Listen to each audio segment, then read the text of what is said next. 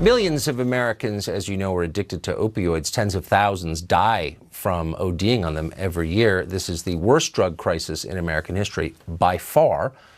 But there is another addiction crisis going on that gets no coverage at all. Tens of millions of Americans are hopelessly addicted to their electronic devices, specifically to their smartphones, their online video games, and lots of other things that big tech has gotten rich on. It's a big deal.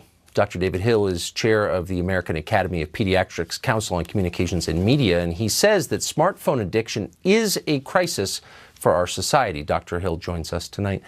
Doctor, thanks for coming on. When you say it's an addiction, in what sense do you mean that? I mean, it's clearly an addiction in that the average person checks a phone 70 times a day, but in a clinical sense, is it addictive?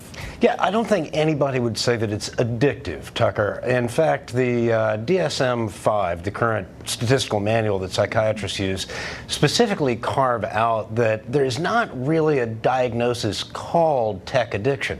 Now, there are a couple of diagnoses that they think are worth investigating, and those are problematic internet use and internet gaming disorder. Those sorts of problems are thought to affect up to maybe 8%. The numbers differ from 4% to about 9 or 10% of American youth. But whether that's an addiction in the same way that opioid is an addiction, you're looking at about 116 Americans killed every day on average by opioids.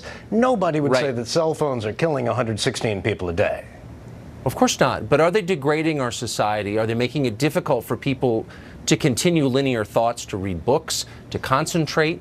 And I know DSM definitions change over time. Would you say it's a compulsion? It certainly seems to meet that threshold. You know, anything that gives us instant pleasure is something that we can become dependent on. And at the point that we're ignoring the other needs that we have in our lives to pay attention to these things and get that sort of pleasure, then it becomes a problem. We deal with children, and the biggest problems that we see in children related to smartphone use or screen use are particularly sleep, obesity. There are some concerns about attention. Nobody has proven that smartphones cause ADHD. That's a popular theory, but the science is not out there to really draw that line.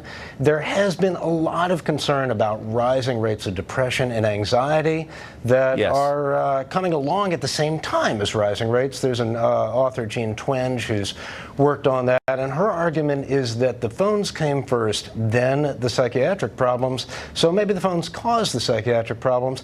But I think more conservative researchers would stop at least one step short of that.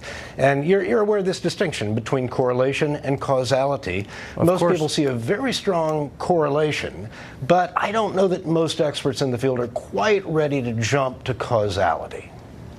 I know a lot about the correlation between a lack of research and not really knowing what the truth is. I don't think there's been a lot of research on this thing, which is ubiquitous in our society and wasn't 10 years ago. I mean, I don't know why we don't know more, I guess, is the question. We're almost out of time, but do you have a thought on that? Many of my friends and coworkers are working on this issue right now. The research is burgeoning, but it takes a while to do a good study. And the technology is moving fast. And so once you get a study in the bag, the technology has evolved right away from you. But I would strongly support more money dedicated toward research, because this is huge. Well, it's changed everything, and we haven't paused to think about how. And I hope that we will. Doctor, thank you. Good to see you. Thank you. The CEO of Facebook, Mark Zuckerberg, is testifying in Capitol Hill tomorrow. Fox, of course, will be covering that testimony live tomorrow afternoon. We hope you'll watch. We will be.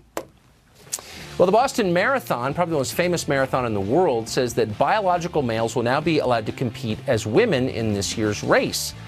What exactly does that mean? What are the requirements to be considered female? And is this arrangement fair to women? That story is next.